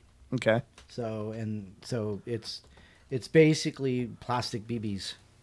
Right, but I'm saying, whereas you have a paintball coming at you or a little plastic BB coming at you, the dynamics of it are the same. You're hit, you're done. Yeah. Okay. And so But it hurts just as much. Oh, really? Oh, The yeah. airsoft hurts a lot yeah. too? Oh yeah. Oh, okay. I didn't know. I've never been shot I by had a one. battery operated one. Did you? It was badass. Oh. It was an MP5. Oh, did you? I loved it. Oh, that sounds Loved like my it does MP5. sound like fun. If I wasn't old, I would probably enjoy it. But I did enjoy paintball back in the day. But yeah. I don't know. I think the difference also is that the airsoft guns, of course, you can get look really like the real thing, whereas paintball guns don't really look like anything That is else. true. As a matter of fact, there's a lot of paramilitary that use not paintball, Airsoft? but airsoft is kind of the Training? training kind of thing. Yeah. Yeah. No, I can get And there's that. a lot of them a lot of the law enforcement that do paint airsoft as a hobby. Oh, okay. So yeah. I used to do IT at a college Mhm. in Minnesota, and I did that for a number of years. But we had, as it was a college, they had an on-site deputy from the sheriff's department of the county and stuff. Right. And they actually decided to do some training drills at the college. But what they used was not airsoft. They used like these weird bullets that were like, I don't know if they were kind of like actual shells, but they shot like an airsoft kind of pellet, Right. and it was non-lethal, of course. Right. But I guess when they go off, Less than lethal. less, is that what that's called? Less than Yes, lethal. because there are things that are non-lethal that have killed people. Oh, okay. So it's less than lethal. Okay, gotcha. But I guess they did a whole SWAT team drill there. You haven't seen skip shot? I have not. No. Skip shot is a rubber like double-aught buck Oh, okay. that we used in the prison. Oh, gotcha. Okay. Yeah. Well, no, I thought it was weird because they were actually like they looked like about the size of a .22 round, except they had these little Yeah. pellet ends, and we were finding rounds all over the place Yeah. that were unspent from after their training thing. You know what's funny is they actually sell a snake shot Okay. that is like it's like a 22 shell with I don't think it's I think it's like plexiglass, but anyhow it's got a little bit of a charge behind it, and you use it to shoot snakes, and it comes out as kind of a buckshot kind of stuff. Oh, really? Okay. yeah. I did not know that. Huh. Well, there you go. Not that that's any of that is paranormal. I haven't heard that sound now since. So. Yeah, but there's not been a call either. No, I so- know. That's what I'm saying. There's a correlation. You're probably right. Let's see. We'll just have to keep an eye on it. Huh. All right. So back to the Bigfoot stories. Unless you guys would like to hear something else, but I enjoy these. Do you like them, Don? Yeah, absolutely. Sorry, I gotta wet my whistle. You know, a lot of First Nation tribes. Well, I've heard. I can't speak with any authority, but I've heard that they feel that whistling after dark is a bad luck. It draws stick Indians. That's what I'm thinking. Is that it has to do with because I know that whistling's also been known to really not be appreciated by Bigfoot. As Yeah, well. I know that. So I wonder if that's why they consider whistling after dark a bad thing, is because of what it can draw in, not because necessarily that act brings you bad luck, but unless you consider, That would be bad luck. that would be a different kind of bad luck for sure. But yeah, I don't know. I just thought that was curious. I never really understood it until I started learning about the Bigfoot and the cryptids, Right. and how whistling after dark really can give you a whole lot of problems. So, word to the wise, ladies and gentlemen, if you're in an area that you believe might have Bigfoot, don't whistle. Especially after dark. Don't whistle. For some reason, they hate that. Well, it's probably they might have like ears like dogs, Well, but they're known to whistle too. That's what the weird thing is. but they have a deeper whistle. But well, I guess not because they could. it's like the jug band. Yeah. There you go. You never know. All right, so this one is Northern Washington, John, Don. I almost called you John. Isn't that weird? It's been that kind of night for me. Apparently so. Detailed encounter of mother and juvenile Bigfoot in Northern Washington. I own a Jeep and go down to every 2-track road that I can find between Spokane and Canada-U.S. border. And I took a week off of work to go backpacking, and I drove Big Meadow Lake and camped there for a single night, and I heard some hoots and tree banging coming from due south, so I whipped out my map and headed due south towards the hoots and whoops. And I typically travel very light, so I didn't have my camera. However, I did have my GPS. I will include my nightly GPS locations.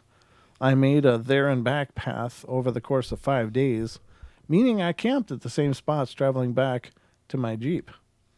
I find this makes them more comfortable. I don't actively engage them, however. I do talk, hum, or sing. I carry a gun, but would never turn it on them. I have no proof of what I saw, but here's my story. Day 1, and he gives me the coordinates, and it says, started out first night, hiking through the forest off trail, just following the compass due south, went approximately 5 miles before coming to a clearing and made my presence known through whistling. There we go, Don. Yeah, there it As is. if on cue, there's whistling. Set up camp, which is just a mat and a sleeping bag, and ate dinner and walked the edge of the clearing and found a stream. I chose not to have a campfire because it was plenty bright in the moonlight, and from my experience, Bigfoot aren't too fond of them either. So I laid down at approximately 8:45, nearing sundown, and waited. And I heard them hoot and chatter, but it was a long ways away. No contact this night. Very interesting, though. Day 2, left night 1 location at daybreak and started moving to the next ridge, which is Blacktail Butte. I was followed. I hiked steadily without stops or changing general direction, and I could hear them, 2 or more, following to my right at about 200 yards diagonally. It felt great. I didn't want to carry them off. I don't know what that means, carry them off. Scare them off. Oh, there's no S. Okay. All right, so I continued to huff and puff and hum until I got to the next clearing about 6 hours later. I set up camp and didn't hear them, but I could feel them, and they must have been on the edge of the clearing, 200 feet by 400 feet, and it's terrible font, so I got to lean in. I try not to dart or look around and act as though I'm not interested in them, and that seems to work. I ate, and while eating, I heard them and got my first glance at her. She was next to a pine tree at about 200 feet from me on the right. I saw her breasts, which is how I determined her sex. Are you sure they're not moobs? It might be. Was roughly 8 foot tall, standing slightly hunched, coloration similar to a cinnamon bear, darker around her head, and shoulders, elbows down to hands, and dark knees. We made eye contact, and I held it for a few seconds before going back to eating.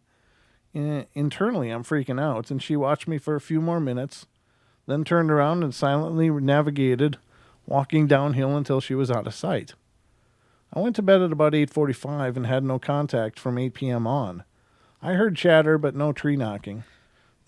Excuse me. I think the chattering would be enough. Yeah, that would be a little bizarre, yeah. Day 3, due to contact last night, I chose to stick around for a few hours in the morning. Didn't hear or see anything, so I decided to pack and move. Again, followed. Again, no sighting while traveling. Hiked to a little peak on the ridge I was traveling on. And no sighting, just chatter. Day 4.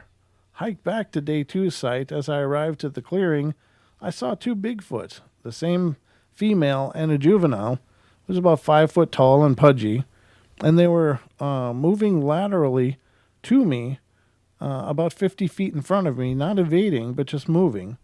The juvenile stopped and looked right at me and chirped, and the mother continued looking at me. I did not stop advancing because I want my movements around them to be very predictable.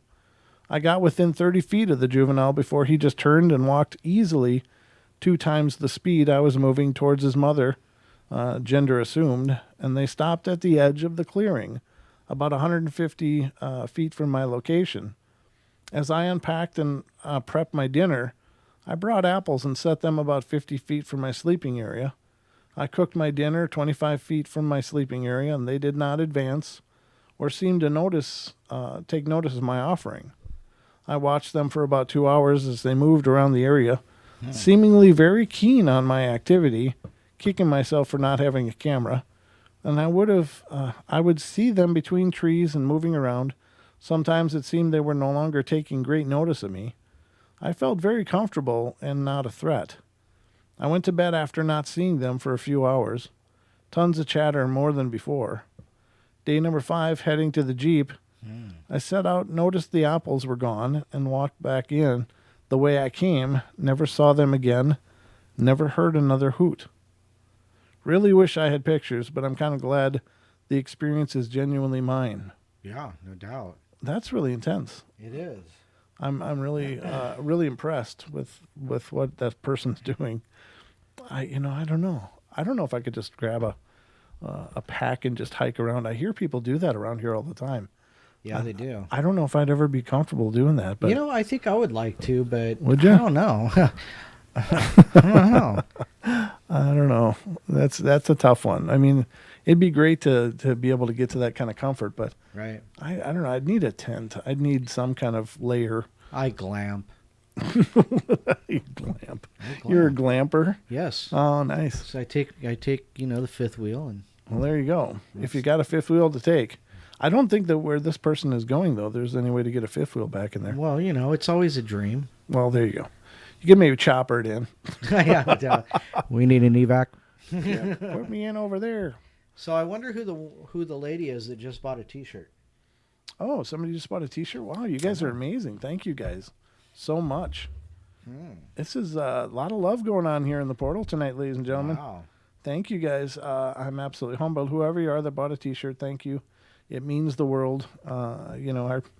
It goes a long way to help us to keep the portal rolling and keep us growing. So thanks a bunch, guys. That's amazing. Dub 45, where are you at? He says, where were you when your dad said this? He said, my dad used to say, don't go into the woods after dark because the boogers will get us. So obviously kind of south. Yeah. Yeah, it's a southern thing for sure. A lot of people are saying, don't whistle.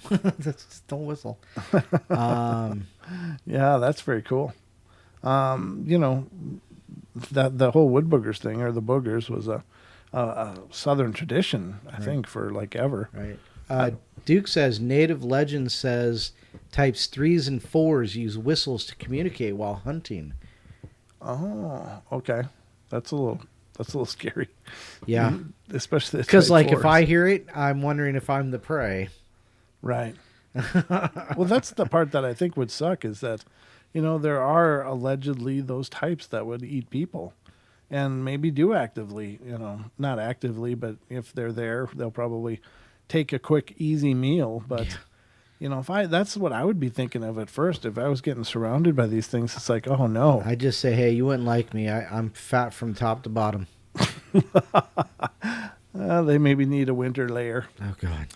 All right, let's I'd get rather to they not wear mine.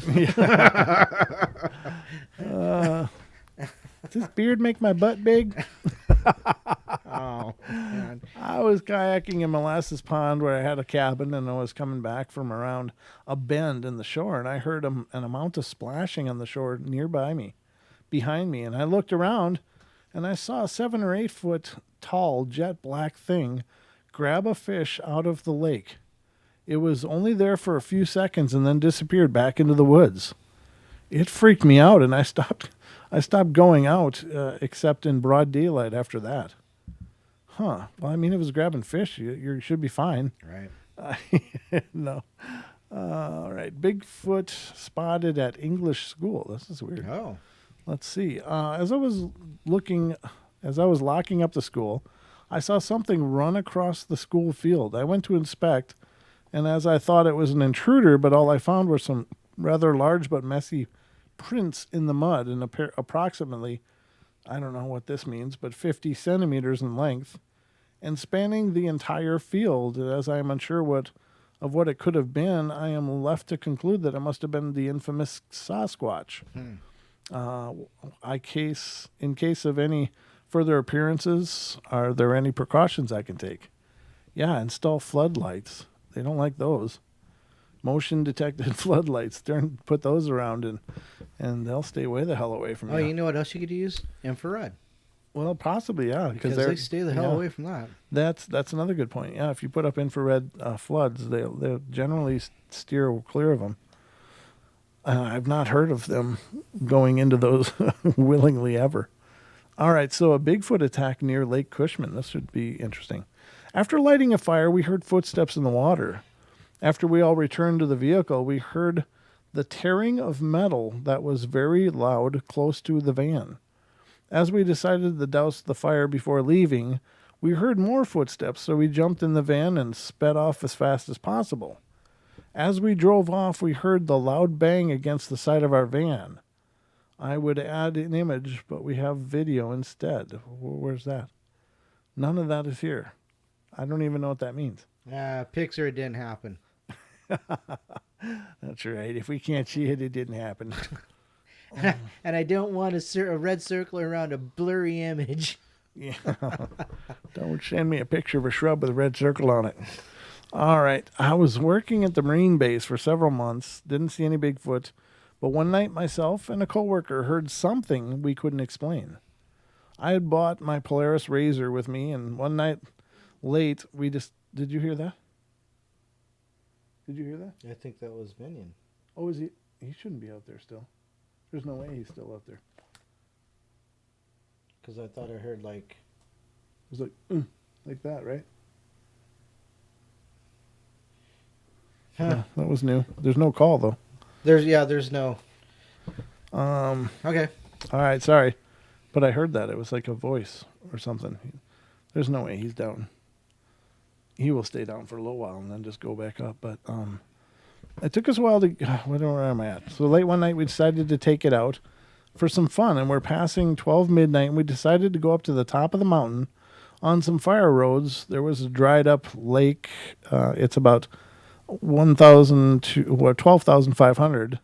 And it took us a while to get up there, so it was late, but I don't remember any moon that night. I had brought a handgun, We planned on just shooting some rounds off and then heading back down. And we made it to the lake, and I had been there a few days before in the daytime, and it was creepy and dark dark after being there maybe 5 minutes. We heard a loud, L-O-A-D, very loud, I think they mean loud, very loud scream or roar. I will never forget it. It must have been not that far away, maybe 100 yards, but it was so unusual. I've never heard anything like that before. The sound lasted long, like 10 seconds long. And we had a gun, and it seemed that it didn't really matter. That noise freaked us out so bad, we jumped on the razor and left in a hurry. That's it. I'm convinced it wasn't normal. After watching some shows on Bigfoot, seems like it could have been one. I'll be honest, I'm not a believer in Bigfoot for the most part, but what we heard that night made me think about it more. And that was apparently in Bridgeport, California.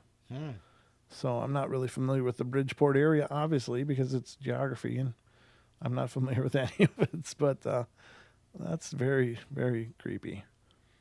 Now, this is a recollection of a Bigfoot attack in West Virginia. When I was but a wee lad in the mountains of West Virginia, I was cooking some beans, Don. Oh, no. Was he on? In camp.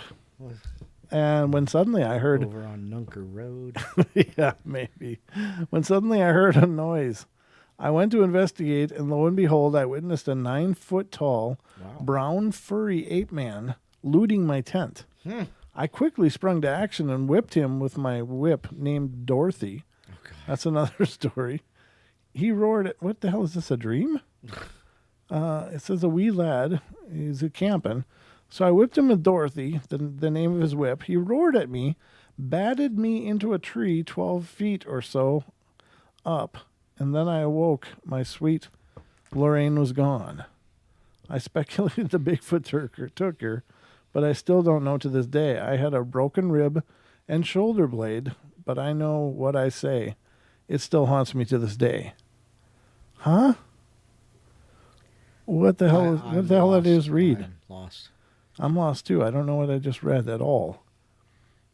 But I know he's got a whip named Dorothy. So here's a story from Alabama, ladies and gentlemen. Absolutely scary. Me and my brother, cousin, and grandfather were out exploring out past a cow pasture one night. And we got into the woods and we went down a small hill. We had a rock formation and we looked around for lizards and frogs. Once we got ready to leave, I caught sight of a black-brown thing standing behind a tree, and I acted like I didn't see it and alerted my grandfather and my brother and cousin. We were about 20 yards away from, and when we started hearing snapping and whoops, whoop, whoop, whoop, and the fear took over, and we ran for like 10 minutes back home, and since then, we have not been back out. But my grandfather's brother had been down before us by a year, and he also heard that same thing. Or he also had seen the thing, I guess. Wow. Huh. That's absolutely creepy. But there you have it. That's a whole bunch of weirdness. We're almost done with the night, Don. I know, huh? This night has just flown by. Let's just see. I want to see something here. Because those keep going and going and going, but I got to look here for a second. I had some stuff that I wanted to go through. So these are ghost stories. The man in the top hat. So these are real short as well, and it talks about this girl and her brother were young and they lived in an old house and witnessed something unexplainable. An unfamiliar man in a top hat walking into the living room. Decades later, she shared this story with their daughter, and when asked if they believed in ghosts, minutes later their phone dinged, and it was their brother who wrote, "I was just talking to that person's partner about paranormal stuff. Do you remember the guy in the top hat?" So just at the same time they're having the discussion in one house, the brother, who is, somewhere elsewhere, has the exact same discussion at that same moment in time. Oh, wow. That's kind of wild. So this one's called The Crying Woman. They didn't mention if they were talking to each other on the phone, though. No, well, I'm sure they weren't because it said the phone dinged and it was like a message from that person. So this person has a story that is sure to keep you awake at nights. And when they were 10 or 11, they stayed up late and were struggling to fall asleep when they heard a sobbing noise. Oh. They turned around to see a 7 or 8 foot tall woman with matted hair and ragged clothes sobbing in the far side of the room. And eventually the terrifying woman made eye contact before turning around and walking through the wall. Wow. So not only a woman, but a 7 or 8 foot tall one. Wow. And she's obviously very distraught, which is absolutely tragic. Now, I will tell you, when Dan and I were in Coloma, one of the hardest sounds that I heard that absolutely instantly broke my heart, just made me feel terrible, was the sound of a woman crying. And that was not on any of the sound banks that we were using. That was an absolutely unique sound that had no basis in the sound banks. It just appeared on its own. And it was just this horrible wailing cry. And it just broke my heart. I was just like, oh no, you want to help. You want to, whatever that person is dealing with. Right. They've been dealing with it for a long time and it's still that much pain. I just can't imagine that torment. So, I know what it's like to hear a sobbing, ghostly woman, and it's absolutely devastating. So, all right, a picture's worth 1,000 words, Don. Is there a picture with it? When Tucker was 6 or 7, they were attempting to sleep on their grandparents' couch when they suddenly heard whispering. They turned around to see that a picture of their aunt was talking to them. The aunt's picture asked Tucker to get their grandpa, so they went upstairs and brought them down. The grandpa was annoyed to not actually see the aunt in the living room, but was suddenly distracted by a noise outside. 3 people were attempting to steal the grandparents' car and would have gotten away with it if they had not been in the mysterious whispering picture of the aunt. So the aunt actually foiled a robbery attempt. That's awesome. Let's see. Grandpa. This one has to do with the grandpa. Jan shared this tale of 4 younger cousins born after their grandpa passed away. One morning as they came down for breakfast, they pointed to a picture of their grandpa and announced that's him, and said that the man pictured in the photo was the same one that comes and talks to them at night until they fall asleep sometimes. Now that's beautiful, I think, right? Talks to them until they fall asleep? Yeah. Yeah, that's cool. So these kids were born long after their grandfather died. Yeah. But they had been talking about someone comes into their room and talks to them. Well, when they came down for breakfast, there was a picture of the grandfather on the wall. They said, oh, that's him. That's the guy that comes in and talks to us. And he'd been dead for many years. Oh, so crazy. That's a cool story. I like that. We're at about 10 minutes left. What do we got here? The bunker from hell. The bunker from hell. That's right. Keep repeating it. The bunker from hell. Thank you, Don. Yeah, on Nunker Road. Maybe. We don't know where the bunker is, but it could be. It has to be on Nunker. 20 years ago, an anonymous person who lived in Switzerland visited an abandoned World War II bunker with some friends. Of course. The door to get into the bunker was locked, but there was a small peephole, and they were able to use to look in, and from that vantage point, they saw a strange light at the end of the corridor, behind which there was a silhouette of a person, as if someone in the hallway was holding a flashlight and shining it on them. Just then they felt a huge slam on the door they were peeping through, as if someone was banging against it from the inside, and they ran. When they saw each other the next day at school, they convinced each other that some kids must have broken into the bunker and played the prank on them. But when they went back later to investigate, their fears were confirmed. The door was indeed locked, and there was no way anyone could have been able to get in. And 20 years later, when they returned to that same spot, they still got chills. I'll bet. That's not the kind of thing you like to experience in your abandoned bunker. This is let's see, Cassie. Still doesn't know exactly what happened when they were and a friend went for a mysterious hike. A mysterious hike. That's what it says. Wow. while they were in high school. Oh, wow. Let's not go on any hike. Let's go on a mysterious hike. The explanation they keep coming back to, though, is time travel. The two arrived home from school at 2:45, and Cassie's mom would usually get home at 3. Cassie left a note saying they were going for a hike, and the pair set off exploring in the woods behind their home. On the return trip, they passed around an area that they'd never seen before, and when they found teepees built up around a lake, assuming someone was living there, they switched paths and continued on their way to come home. But when they arrived home, it was still a few moments before 3. Despite how long they had been out, the two have talked about it since, but they both believe they may have actually time traveled. That's really cool. That is really cool. That's like Michael's story. Driving. And if you haven't heard today's podcast, ladies and gentlemen, check it out. It's haunted highways. More haunted highways, tales from the trails. And there's a story in there that reminds me a lot of that with potential time travel. It's really intense. And that was Michael's story, right? Yeah, Michael's story. Son, yeah. Excellent. Yep. Great story, but very intense. Incredibly. So, this one is... this guy's name... this guy's name is Doug. Was sitting up in bed one evening watching TV, facing the door of their room. With their door open, they were shocked to see a white figure hovering outside their open door, moving slowly back and forth. When Doug looked directly at it, it looked back. Doug ran to get help from their brother and went through the house with the bat, but were unable to find anything that could explain what they'd seen. They never watched TV with the door open again. Yeah, it set the stage. That's really creepy. Let's see. This one has to do with a prison, Don. Oh.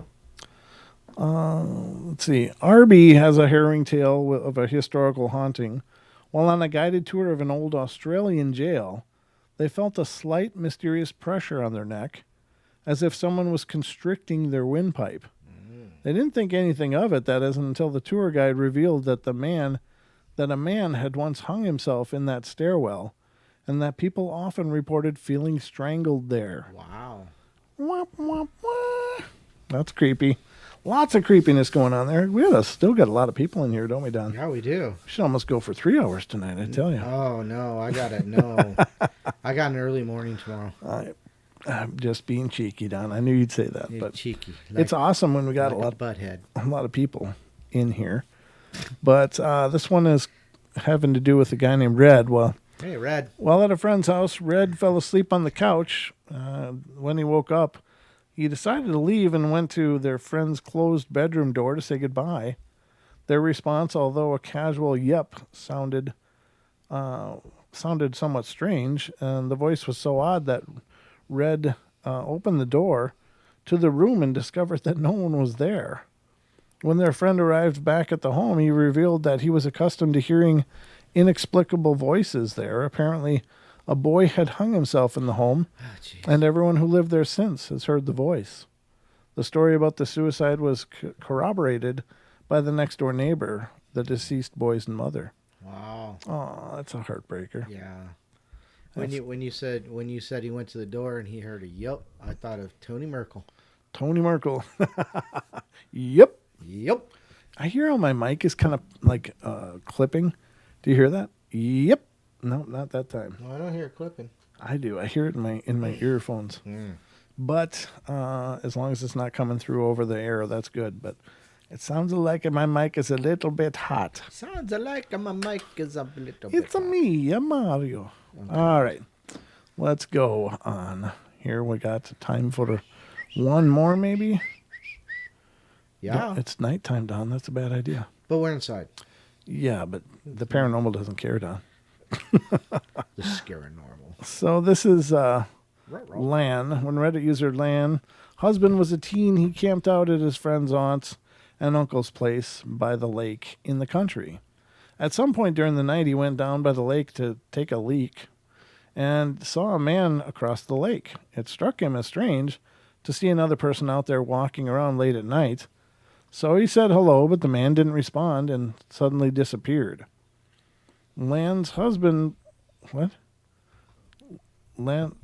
this person took a leak, but it's a female, I guess. Okay. I've seen women pee in the woods. No, it's not that they're gonna pee in the woods, but I don't know. I guess I equate take a leak with a guy. Oh, gotcha. The husband went to tell the family he was staying with, and when she found out, the aunt began crying. She said she'd been seeing that man for some time, sometimes standing out in front of her bed during the night. The tension over her seeing things was so intense that she and her husband were heading for a divorce. She was incredibly relieved to hear that someone else had experienced the same phenomena. Wow. I mean, I understand not believing somebody, but do you think it's enough for a divorce? No. I don't either. You'd think people could work through something like that. It's like, I see ghosts. No, you don't. I'm divorcing you.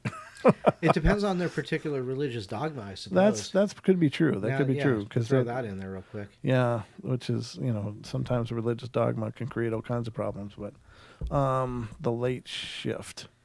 This is Denter. Denter was working night shifts as a security guard one night. He saw on the cameras that someone else was entering the building, and he assumed it was just another security guard arriving early for their shift. But when they didn't enter the office with him, he began to worry, and he searched all over the building but didn't find anyone there.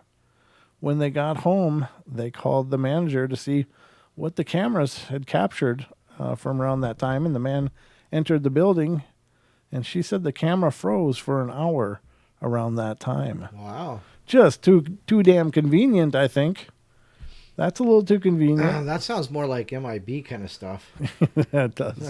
It does. That's creepy, freaky stuff. But, ladies and gentlemen, is that the end of the Scaranormal night?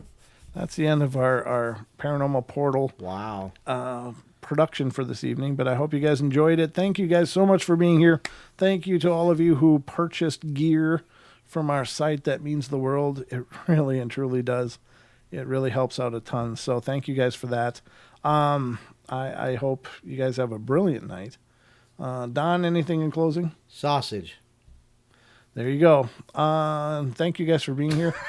Have a wonderful night. I love you all. Be good, be kind, be nice. Be nice. Be night. Or night. Be nice. Night. Have a nice night. Sorry, Philip. We just it's 2 hours. Just got here. Yeah, sorry, Philip, man. It's we'd keep going if we could, but yeah. You can only pull so much magic out of one night. That's what I've been trying to tell him. Be good to each other, be kind, help each other out, find the magic in every day, and remember to laugh as much as you can, everybody. Or just watch our show. Or well, watching our show might help with that, but it might anyway. But anyway, we love you guys. Have a great night. Thank you, and I'll be back tomorrow night with more of the bedtime stories. Every night, 7 p.m. Pacific time is when a live show will be happening here on YouTube. 7 days a week, 7 p.m. Pacific Standard Time. Hey. Yeah. Is it this Friday? This Friday we're on Bigfoot Odyssey. Ah, yeah. Yeah, we're going to be on Bigfoot Odyssey on Friday night. We're guests over there for the Friday night show for their ramp up to Halloween special shows they're having. So if you're wondering what to do on Friday night and 2 hours of us isn't enough, then come and spend an extra hour with us as we're over on Bigfoot Odyssey. Yep. So definitely check out World Bigfoot Radio and show the Duke some love.